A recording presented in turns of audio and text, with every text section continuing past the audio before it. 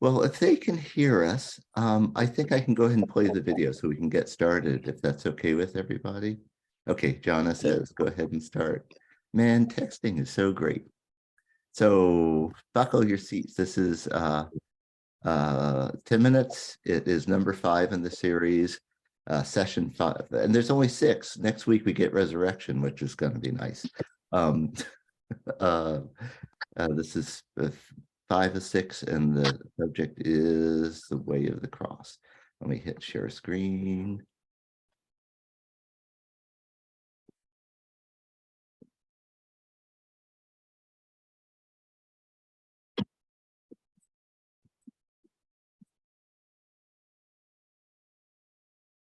To make the declaration, Jesus is Lord, means an all-in, whole life commitment to follow Jesus in an alternative sacrificial way, fully pledging one's allegiance to the rebel Jesus and faithfully serving the Renegade Gospel.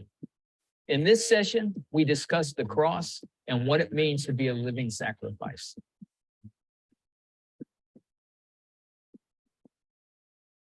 Mike, in chapter 5, you remind us to pick up our cross daily and follow Jesus. And that command is a little scary, to be honest with you. How do we do that in daily, everyday life, practical, everyday, daily life? Well, taking up the cross is not a burden. The cross means death. So, every day I deal with, here's what I want to do. And I've got to die to that. That's what it means to give my life to Jesus, to be baptized. It's no longer I who live, but Christ who lives in me. And that's tough because, Ron, here I am in my 60s. Since I was 19 years old, I've spent every holiday working in the church. I'm, Christmas Eve. What am I doing Christmas Eve? Right now I do 7, celebrations. I would have never have chosen a career that involved weekends. I have a cousin in Chicago, and every Christmas, when we talk, she said, why'd you get all that education to work holidays and weekends? So even it's dying to my prejudice. It's dying to my presumptions. It's dying to my sense of rightness. What separates us even in the church? We separate ourselves over some of the craziest kind of stuff. Here's what Jesus said: a new commandment I give you. This is the only new thing Jesus taught us. Virtually everything else he just expounded upon or gave greater clarity to from the Old Covenant, the Old Testament. But here's the one new thing. He said, love other people as I love you. By this, all people will know you're my disciples. So my daily job is to go out there and demonstrate Jesus' love to other people in every form. And that's not just an emotion. Jesus' love is sacrificial. So it's giving the best of what I have, the time, the talents, the resources that I have, that they can experience the blessings of the great banquet of God. I would like for you to tell me what Lent is, where it came from, and what significance it has for someone like me who considers myself a radical follower of Jesus Christ. Well, Lent is an ancient tradition in the church. The word's a Latin word, and it really means 40.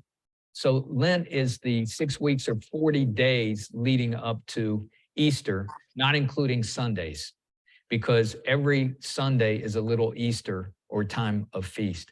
So it is a time of denial. It's a time of introspection where we really fast and pray, and we begin to examine areas of our own life that needs to be more in line with how the Spirit is moving or leading us. And Jesus said, one doesn't live by bread alone, but every word that comes from the mouth of God, that we don't live out of our passions and appetites. What kind of lifestyle would we live if we lived out of our appetite and passions? Everything from drugs to promiscuous kind of sexual behavior and so forth. There's no way of doing life and transformation apart from doing the God painful stuff. See, and that's the temptation to take shortcuts. It's just like, we're a 12-step recovery church. There is no way to do real recovery in our life if we're not committed to the 12-step kind of program. So we see those in the Lenten season. It's really that time of hard personal work, where so much of the year we're out there doing the ministry of Christ in the world. This is when we really need the Spirit to do the ministry inside of us. I have a question. And you kind of touched on it already. Following Jesus is so hard. So what would you say to people who want to follow him but struggle to make it a reality? And how is it, is there any hope for those who want to really follow the narrow path? Is there any hope for those who really want to follow the narrow path? Yes, there's hope in those, because there's also God's grace. And we know that when we continually commit ourselves to this path and fail, we know that we have a safety net. But we also know that we're only going to grow into our full humanity as we continue on this path. So the greatest hope is grace. I have failed and continue to fail, but I will not quit this journey. I will wrestle with the Spirit and ask the Spirit to continually reveal to me those areas of my life of resistance. But Jesus is going to challenge me the same way I challenged my children when they were kids. I don't want to do my homework. You're going to do your homework. Or no, you're going to go out and you're going to do batting practice, and we're going to hit and hit and hit and hit again. And it wasn't about just playing college baseball. It was about disciplines in life. I have a question. Back in high school, I remember reading a story about a man, and his father had died. And so he wanted to stay back instead of following Jesus to bury his father. And Jesus told him, no, you need to come follow me now. That for me, I would want to stay back and bury my father as well. What was Jesus' rationale? I love this. And of any message that I could repeat somewhere else, it would come out of the passage you're speaking of, which is in the 9th chapter of the Gospel of Luke. And Jesus, he calls 3 people. And I want you to notice the key, what you hear in here is follow. Listen to this. He says, as they were walking along the road, a man said to him, I'll follow you wherever you go. How many of us, when we get initially excited about following Jesus, make that promise? Jesus said, foxes have holes and the birds have nests, but the Son of Man has no place to lay his head. What he's challenging is our lifestyle.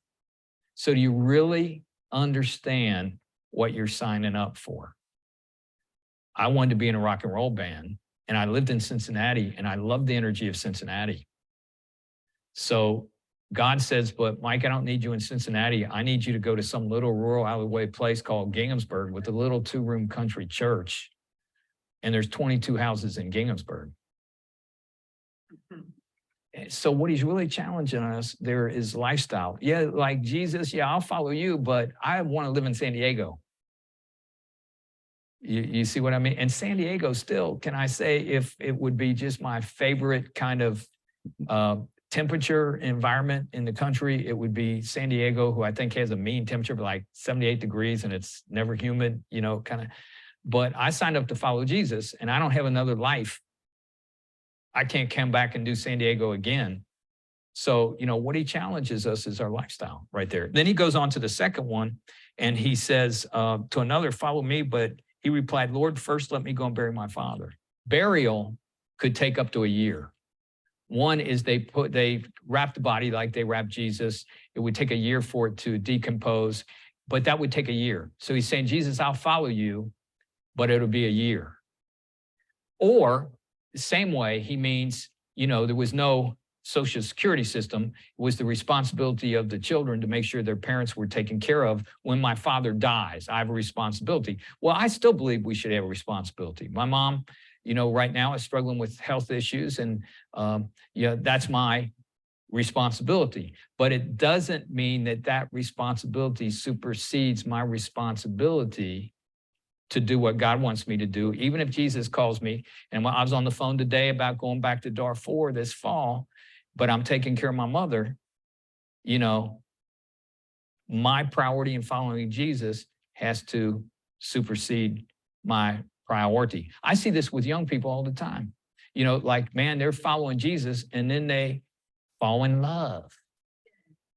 and they fall in love with someone who is not equally in the same place spiritually. And the third, he says this, he says, still another said, I will follow you, Lord, but first let me go back and say goodbye to my family. I would have thought this dude would have learned from the first two and kept his mouth shut.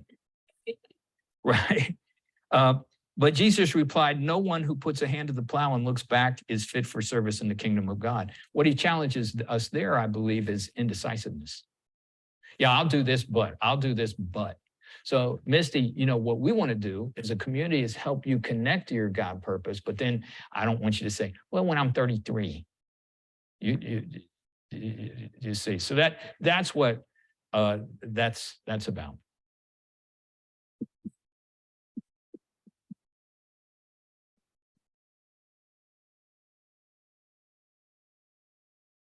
All right, so Mike's hardcore today. Oh, Jonna, did you want to give a one more try at a sound test?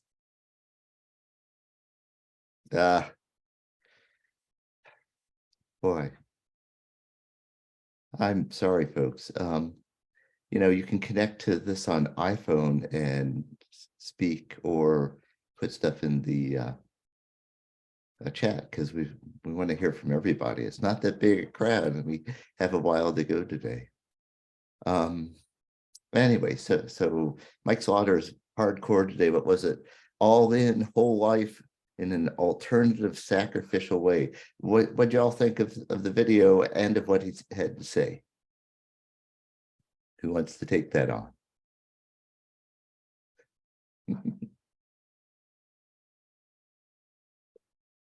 Oh, yes, please go, Jenny. Go for it.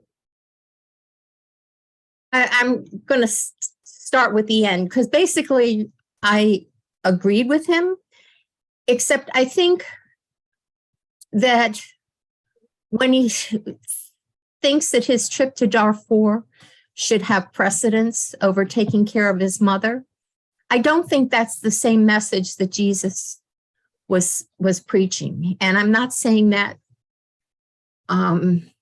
for any ulterior motive on my part. I think that we constantly have to reevaluate what is the message at this time. And we know that Jesus was concerned for the widows, the orphans, those foreigners. We know he was concerned for all of the people. And I think that we need to have to, on a daily basis, reevaluate what is the message of today, what is the direction for today. And I don't think he didn't want his disciples to abandon anyone. He just wanted them to follow him. And you can do that without going to Darfur.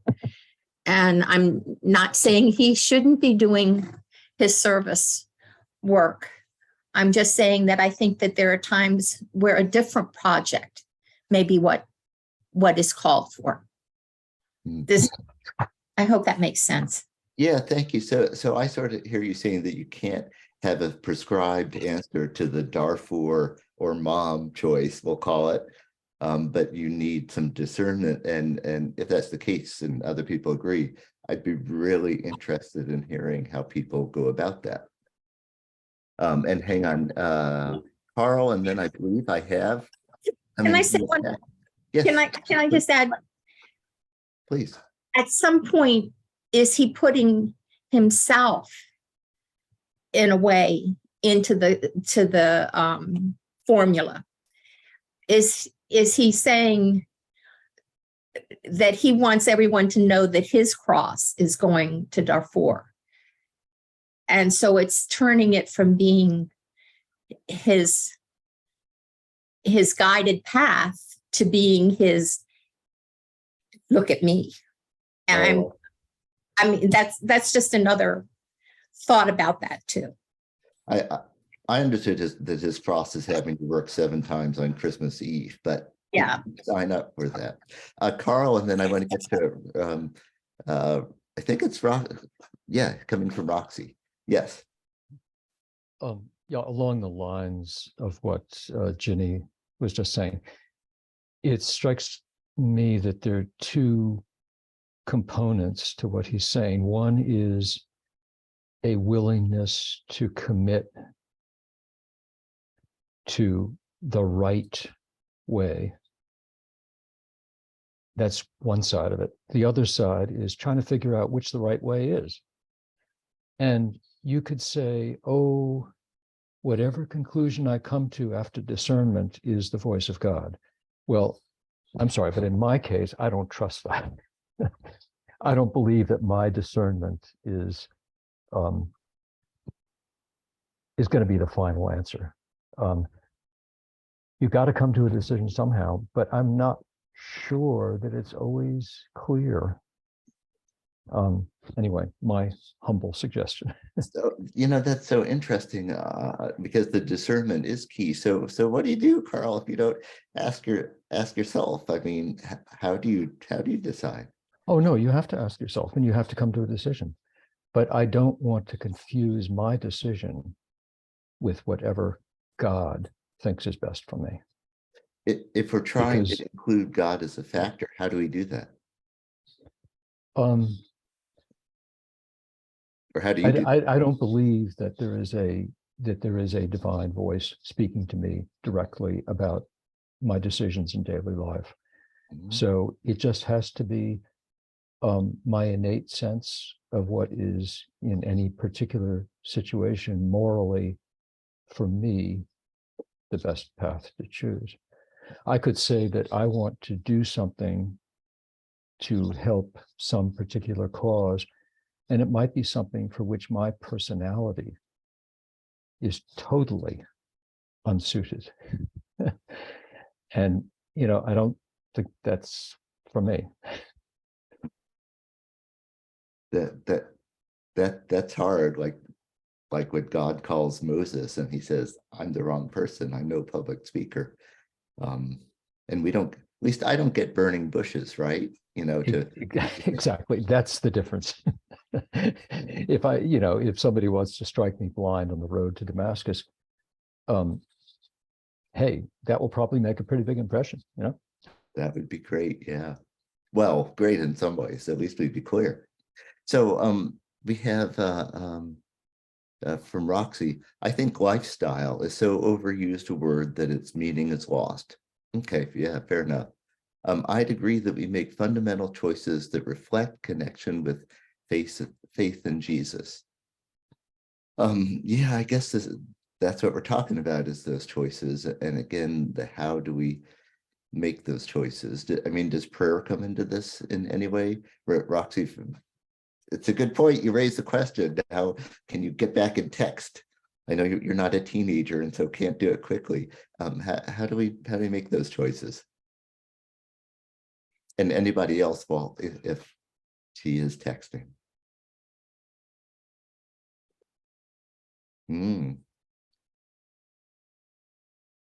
I see the text thing, but anybody else on how you, given that we don't get burning bushes, and in my experience, most days I don't hear the voice of God, sadly. At least not speaking. You could say, well, I'm certainly reading the Bible. Are there any other methods we have to figure this out?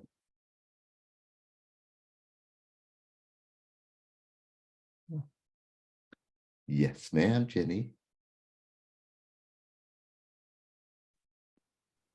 I just believe that if you really open, I don't think I hear every day an answer, because I don't think I need an answer every day in some ways. But when I've truly needed help in figuring out what I needed to do, it becomes very clear. And it's not always the same way, but it's just an answer will plop in there that I just often didn't even expect. And because it comes so clearly, And so unexpectedly, after saying that I'm just lost, I realized, well, that's my burning bush. That's my response. So I can say I've definitely had those moments where I really needed it. And it was just very clear. But you have to be quiet in some respects. You can't be drowning out everything around you by being hectic and frantic. And you have to be open. I think he spoke about it last week. You can't predefine what your answer is going to be. If you've already said in your mind what you want the answer to be, you're not necessarily going to hear what the answer is. Wow, that's wonderful. Thank you. Thanks for sharing, your experience. Barbara or Becky, did I see either of you? Oh, well, first let me say, Roxy actually brings up prayer. I'm sorry we're having to do this by text, Roxy. But Roxy says, listening to myself in prayer, which usually involves being out of doors and wildlife. Yeah, and I and so many people can relate to that. And the out of doors also goes, I think, with Jenny's comments about hectic. I wish Roxy could talk some more, because listening to myself in prayer is a different approach. People wonder if they're being heard in prayer, but evidently Roxy knows she has at least one person listening, I hope, and it's herself. Becky, I see a hand raised. Go for it. So, and this I think follows a little bit, maybe. I wish we could hear you also, Roxy, on what you were saying. So this is my practice, and I got this actually from my yoga teacher from many years ago, which is his whole thing was trust yourself. And so I guess that's where I was thinking from what Roxy left off with. And this is his big point, is to practice asking God for guidance on the little things, so that there's some sense of that back and forth before you're asking for the big things. And I think what I took from that, or how that's played out in my life, is that when I start getting worked up, like for me, DeFore versus my mom would be a huge problem. Like that would, well, I don't know, it'd be a problem, but it would be a big question, right?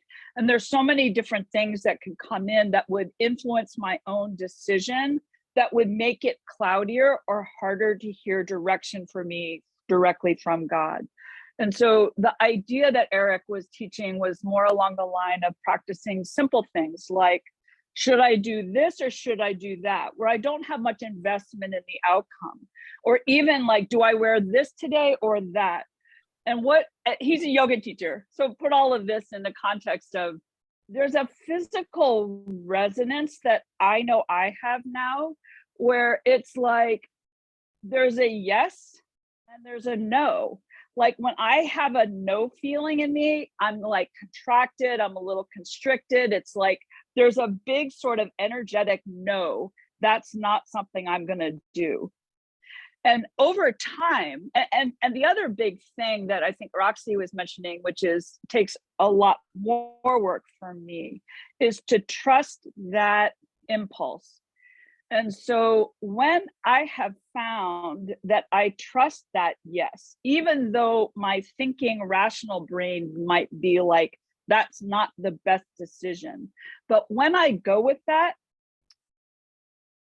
miracle might be too strong a word, but things happen. Like there is a flow and a resonance, and maybe what Sarah talks a lot about in terms of prayer or God's will as an alignment. Like I feel like I'm aligned with the right thing if I can trust that. And so for me, that's where it comes from. And as Ginny said, which I think we've talked about also in this group and in other groups, this idea of like being in a posture of prayer. So it's like sort of being, for me, a daily practice of being in a posture or position of both inviting and being willing, which is key for me because I can be resistant to hear what God has to say. And so it's again that like being willing to the opening of possibility, and then trusting that I'm can hear and respond with a yes, and then following that impulse. So I just want to say one thing about this guy. A little rigid for me. I mean, I get, and what I took away from the whole conversation is there's this balance always in our life of discipline and grace. And so it's like, I feel like sometimes he comes down fairly harshly on discipline above all. And I'm much more like, yes to practices, yes to, routine and regularity and all that. But almost sometimes it feels to me like he verges into rules and to sort of some kind of prescriptions that don't sit well with me. And I'm just more, that, and I was trying to look at my notes to see what he said. Oh, you know what it was? A little bit of a sneering way that he said young people who are like falling in love. Like the way he said that was a little bit derisive or like condescending. And I was like, okay, dude, like that is such a really amazing, wonderful, unique time, right? That period of falling in love. And I just don't find that to be useful to just sort of write it off at that point for like doing things a little differently during that period. So that struck me. I know Sarah always asks like what kind of like rubs you wrong. That rubbed me wrong. Thank you so much for the defense of young love there. That's awesome. And thank you also for discussing your personal experience with discernment, which is something to me is just super important. How do we find our way? Unfortunately, I have a lot of flexibility in my life. What do you do with that? It would be a lot easier if I had to go to the office 9 to 5 every day and come home and cook dinner and everything was laid out in a grid. But Becky, what I think I heard you saying, like 2 factors are working for you. One is listening. Sounds like it's a big part of it. And another part is sort of maybe after the listening, sort of trusting yourself. And I wonder if anybody else can relate to either or both of those. Actually, Ginny was trending that direction too, unless I'm recalling correctly. Anybody else want to comment on discernment? And it looks like Kathy does. Yeah, there have been a number of times in my life where I've been asked to do something and my gut reaction was no. I didn't want to do it. It would be too hard or just not something I would like to do. And I've turned to prayer, turned to God, turned to Earl, what should I do with this work? Yada, yada, yada. And tried to give it some time and let it sink into me and listen for that voice, which, like Carl, I'm not sure I have that burning bush experience ever in my life, but there have been times where I've made a decision that, well, for instance, when I was asked to be DRE at St. John's, my initial reaction was no. Yes, I've been doing things, but it's not the same as having that job. And then on the second Easter Sunday, I was DRE. We had the children come up and bring their mite boxes. I don't know if people remember mite boxes, but Dwayne turned to me and said, "Now do you realize God wants you to do this?" And it was like, yeah. And he said, when you're filled with this much joy, then you can be sure that you've made the right decision, that it was God's decision. And yet there are other times when, like when we were deciding whether or not to move to Turkey as the firm wanted. And I really did not want to go for a lot of reasons. The main one being I didn't want to be away from my children and grandchildren that long. But we took a week and prayed and talked and prayed and talked, and we went. And the first day there, I was I was meeting Earl downtown and had to get a taxi from our apartment to get down there. And it was a driving rain. And the taxi driver kicked me out of the car halfway there.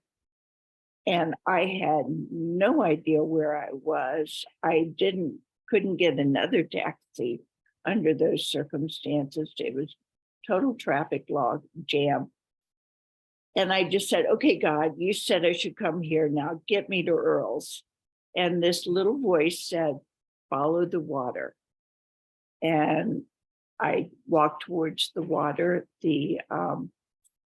and sure enough, I saw something that I'd seen when I was at lunch with Earl and was able to make my way to his office. And when I got there, I said, thank you, Lord. And there was this little, you're welcome. And the experience in Turkey, while it wasn't always perfect, it was really great. And I'm really glad we went. So those are just two personal examples. And Well, you didn't need a burning bush in Turkey. You just needed the little voice. That was pretty clear, I think. That's right. And to The answer, dialogue was happening with or without the fire. it was really frightening, I tell you, to be kicked out of the taxi. But to answer Jenny's question, Gary is Director of Religious Education. Oh, shoot, Roxy, you can come back. You just have to be muted when you're signed on, or it will echo like that. Sorry, Kat, Kathy, go ahead. Could you say again what it was? Director of Religious Education. I was in charge of church school. That's a Thank great story. So let me ask you, this involves taking risks, like moving to Turkey. And I think either in the chapter or in the video, Mike Slaughter mentioned a safety net. Did anybody catch that? Is there, if let's say we're giving it our best stab and we've prayed and we're taking kind of a risky jump, maybe to be director of religious education or go to Turkey or a particular career or something, is there a safety net just in case we misunderstood and have made a mistake? Anybody have any thoughts on that?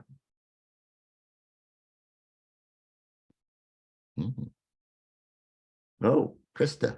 And wait, let me just say, Roxy, come back on your phone and I'll just mute you except when you want to talk. So it'll work just fine, okay? Sorry, Krista, please go ahead. I guess, are you referring to grace as a safety net? I can't remember when he talked about a safety net, but A safety net as in supposing, you've made a mistake. well, Yeah. that's when he talked about grace, right? Is that Ooh. what you're referring to? No, I'm talking about some assurance that if you take the step in good faith, that you're not going to like completely crash and die. If Turkey had been the wrong thing for Kathy, maybe she and Earl would have found out quickly, or a health problem would have turned up quickly and gotten them out of there. I'm just wondering, is there, when you're making these hard decisions, do we think there's any safety net? Krista, I just want to say, like you, I agree. That's where I heard it also. It came up in Okay. that Dealing Decisions, and then he talked about grace as well. So I heard that Yeah, placement as that well. that even if you err, Yeah. that you have God's forgiveness, and God won't abandon you. That you can still continue your journey with God, even if you take some wrong paths along the way. Maybe God will bail you out if it was a really Sure. Oh, Roxy was there and she went away. Okay, I'm sorry. Didn't give her a second to reappear. Yes, Becky. Yeah, and I just felt that caught my ear also, because that also was a little jarring is too strong a word, but that caught my attention, because sort of the idea of safety net, I don't really find that particularly useful. Or it's, I don't know what it is about that, but it's kind of like, don't worry. It comes a little close to me. Don't worry about what you do. God's got you no matter what. And I appreciate the overall sentiment of it. But this idea of God as a safety net feels a little trite to me. And it seems to me to under explain the vastness and the depth that I can't even imagine of God's unconditional love and expectations for us.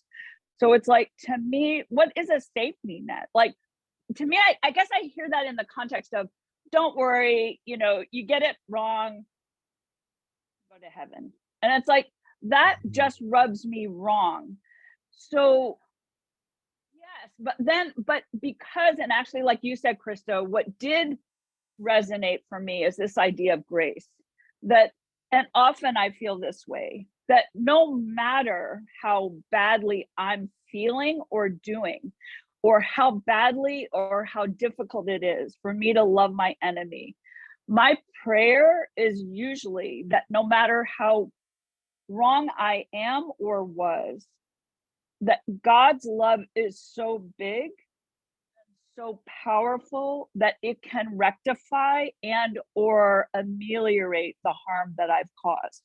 That doesn't let me off the hook for taking my part in terms of coming clear and making amends. But to me, it also means that there's power beyond mine, that God's grace can heal and restore both damage I am experiencing or have inflicted. So I don't know, this idea of safety net to me just seems a little trivial. Oh, that's so interesting, and I hadn't thought of it in the. I mean, I look forward to an afterlife and resurrection. I don't personally don't think in those terms so often. Certainly not of going to heaven. Maybe when I'm much older. But my understanding of safety net was, if you try, is very much in the here and now. If you do your best and make a bad decision in good faith, that there's going to be some help for you. Yeah, that's the kind of a safety net that enables risk taking, I'd say. If that makes any sense. It'd be fun to talk about it more. But I see Ginny and one of her puppies, who we know so well from Wednesday mornings. Yes, Kemet's joining us today. I wanted to sort of take it a little bit in a different direction. The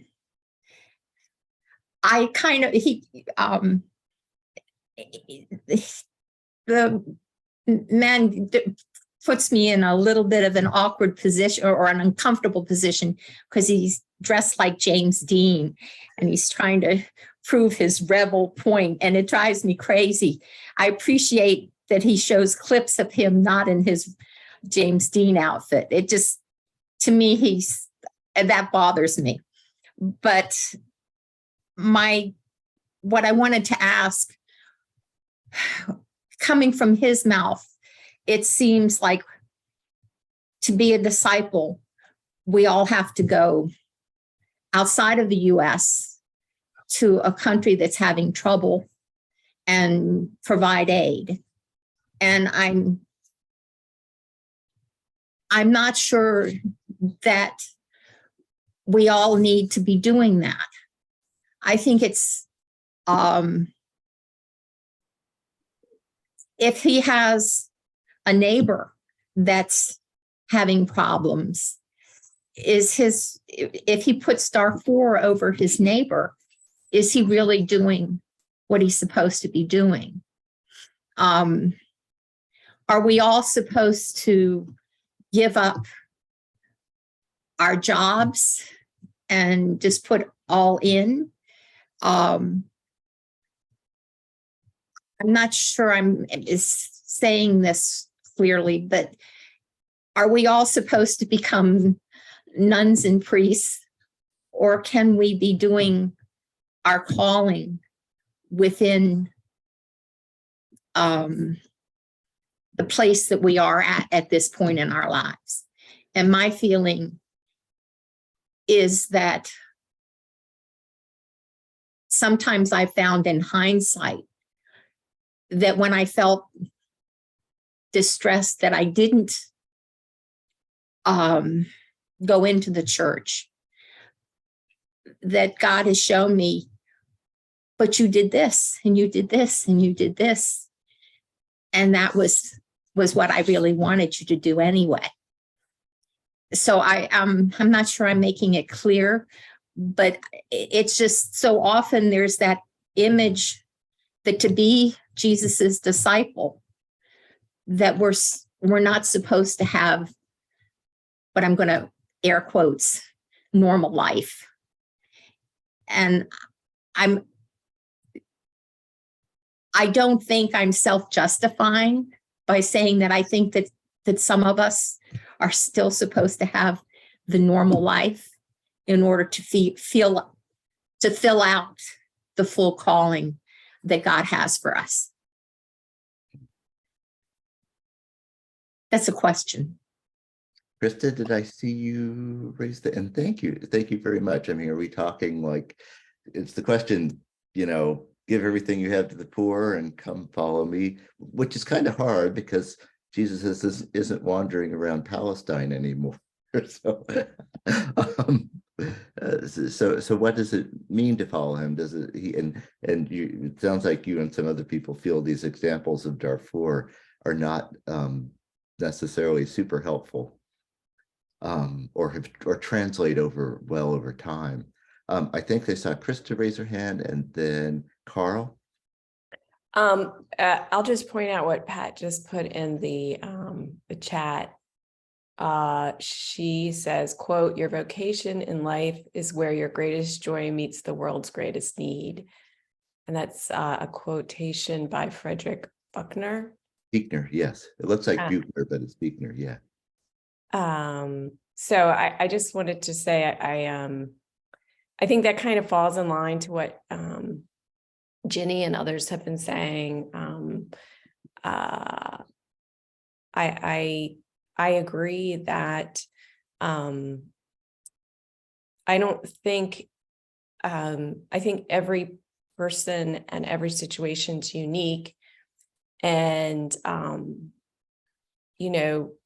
if he chose to stay home and take care of if Mike Slaughter chose to stay home and take care of his mother, is that any less a way to serve God? I'm not sure. Maybe someone else could do the mission that year for him. I don't know. But I'm just saying that I don't think that everything's written in stone. And that's, while I agree with a lot of what Mike Slaughter has, there are points where I don't see eye to eye. And I think one of the problems I have with what he says is that he's very much, I think Becky might have used the term rigid, that there's no mystery there. He's like, people ask questions. He's like, this is the answer. This is the answer. This is right. This is wrong. And I think life is just so much more complicated than that. And that's, I think, something we all have to be careful of. And he's very charismatic, and I'm sure he draws a lot of people to him. But I don't think, that I get wary when someone has all the answers and doesn't say, allow for mystery too, and or the muddiness of life and the grays and that kind of thing. So anyway, I thought I'd put that in there, and but just to let you know, Jake, Kathy's added a few things too. Oh, cool. Oh, I think she was. And I want to grab Roxy really quickly while you have a good connection. Carl, you raised your hand, but if that's okay, and I see Becky has too. Roxy, while we have a good connection and you're unmuted, let loose, and then we'll go to Carl and Becky.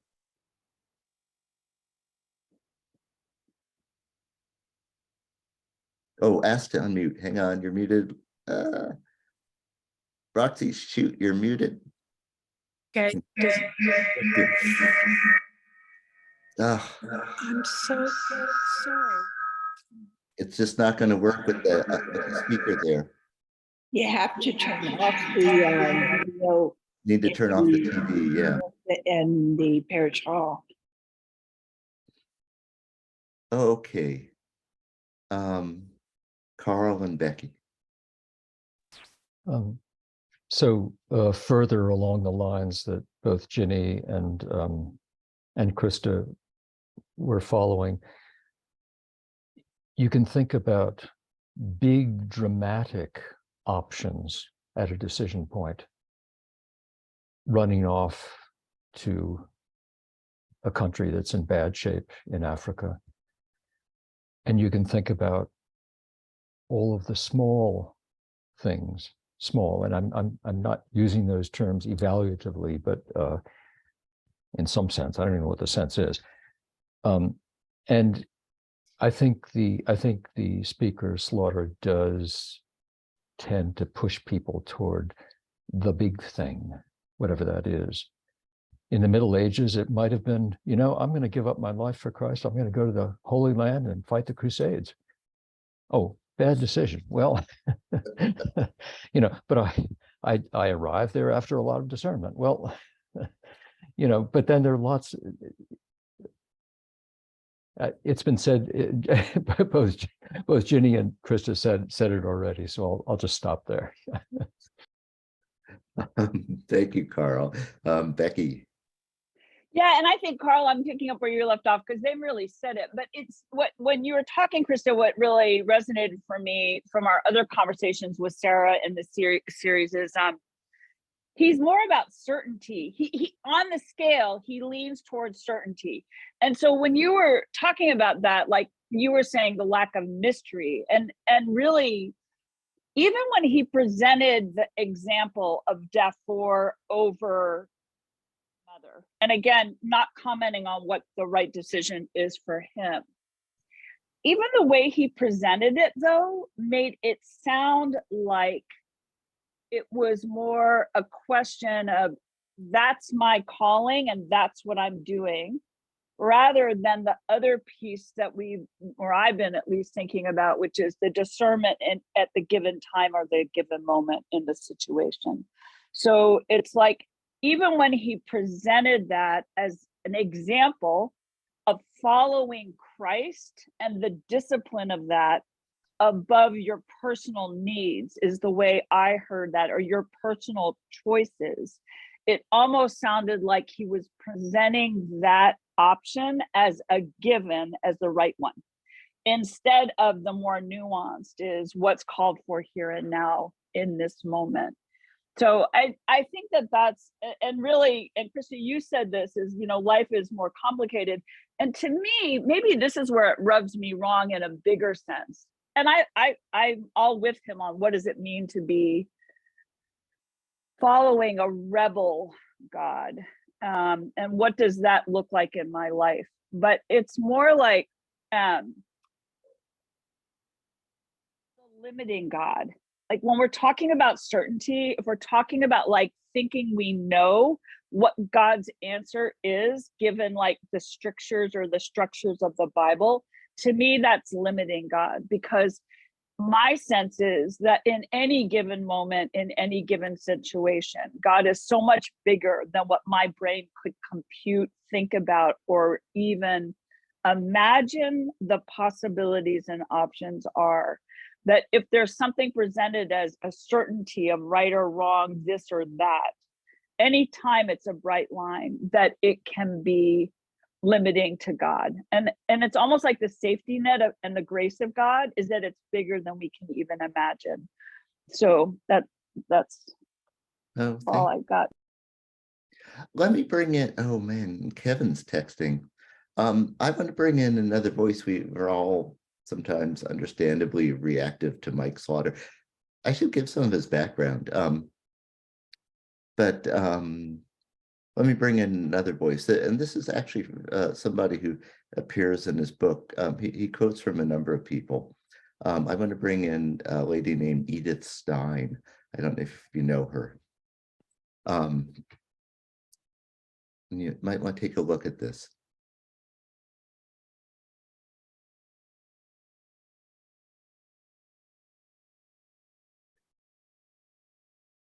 So,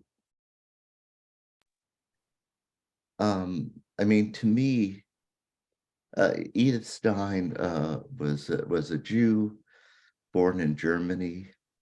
She grew up in an observant family, later became agnostic and started writing about philosophy, then became Catholic and eventually became a nun, and was executed by the Nazis for being Jewish and in retaliation because the Dutch bishops had denounced Nazi racism.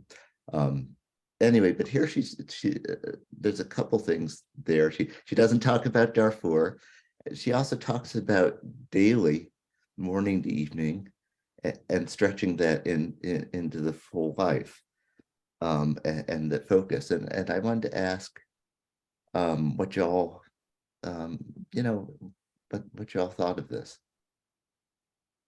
Can I take it Well, down? can I ask you, Jay, like, what do you think? I mean, this is a really interesting and beautiful thing that you offer in the context of this conversation. So what about this sort of strikes a chord with you, both in how you follow it or what it challenges you to do? Yeah, fair enough. So I appreciate the way in which she defines, we didn't talk about what pick up your cross and follow me means, and we could have. She's defining it in the course of daily life, like morning to evening, takes note of all the little decisions we're making, which are maybe unimportant. Do we give the cat crunchies or not? Maybe not important, but they are also what builds up a life. And there's the major decisions. She also, her phrasing is, "Thy will be done," and setting that as the first priority. Actually, I need to put this back up if I'm going to talk about it. Hang on a second. And also for me, all other concerns, the Lord takes over. That's somewhat, to me, the safety net that you're not going to crash and burn. So I was wondering what other people have to say. Then I think I want to read Kevin's comment, but I wanted a different voice because it's very easy for us to react to Mike Slaughter. And here's somebody different saying, is she saying the same thing? I don't know. What do y'all think?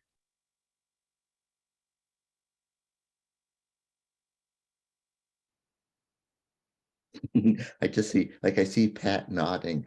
Pat, why are you nodding? You want to say no? I just put in the text box, what would Jesus do? Oh, okay. I think isn't that basically the same thing?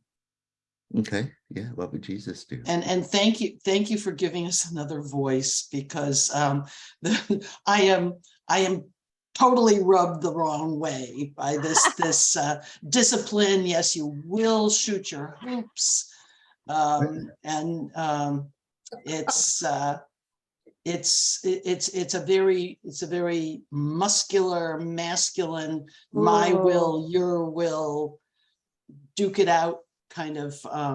But I have to say, this is my first experience with him, and a la Paul's admonition to speak the language that your audience understands. He may be doing God's will. let me thank you for that. Let me, Kathy has to leave, and probably some other people do. Let me read Kevin Keyhouse's comment, and then I will open the floor for 5 minutes, and y'all can comment on Mike Slaughter and the videos. I can provide all information about him too if you'd like. So here's Kevin's. I felt like the first half was filled with platitudes, left me empty. It seems like of two good choices, you're facing a need for deep listening, questioning myself and something that is only the Holy Spirit. Can I separate the two? Is my heart in the right place? Is this something that is fundamentally about me, or is there something bigger at play? This is really helpful. Regarding Ginny's question, should we give up our job? It's interesting that his going to Darfur likely became part of this job. He still comes back to his congregation, but in the process, he's using his experience to help others see a reality that goes beyond our fences, to see that we're still a part of that whole too. We do ourselves a disservice to think that we need to be like somebody else. Thanks, Kevin, who lived in, I believe, Mozambique for a number of years, for bringing in the perspective of maybe it helped him see things differently. So I'm glad to hear more about this. Or if, Mike Slaughter, there's I should have said this before, he makes a joke about, he got called to this teeny church in Ginghamsburg, Ohio, 22 houses, an average Sunday attendance of 90,000. It was a little Methodist church. At the time this is recorded, it's a multi-campus Methodist church, a genuine mega church, and the average Sunday attendance is in the thousands. He has this is why he talks about doing 7 Christmas Eve services. He has since retired from the church. I think he's their pastor emeritus. That's where he's coming from. So comments on him or on the filmmaking, which nobody ever comments on, but to me is so distracting that sometimes I lose the message. So have at it, folks. What do you want to say about him in this series? We're over the official time. Anybody want to? Becky's reaching for that unmute. No, just thank you, Jay, so much for stepping up and making this available. It was really great, and you did a great job. So thank you for that. Oh, well, thank you all for keeping it going. This has been a good group. Yeah. Nobody wants to unload their thoughts on the Reverend Mike Slaughter, a nice Methodist a nice Methodist pastor who is pioneering in his church's use of electronic media. Jenny. I'm going to skip over that. I just want to send my deepest sympathy to those in the hall. Oh, I yeah. really appreciate that you made the effort to be in the building at 9 a.m. and yet you're exercised out of the group. And I really, really feel badly about that.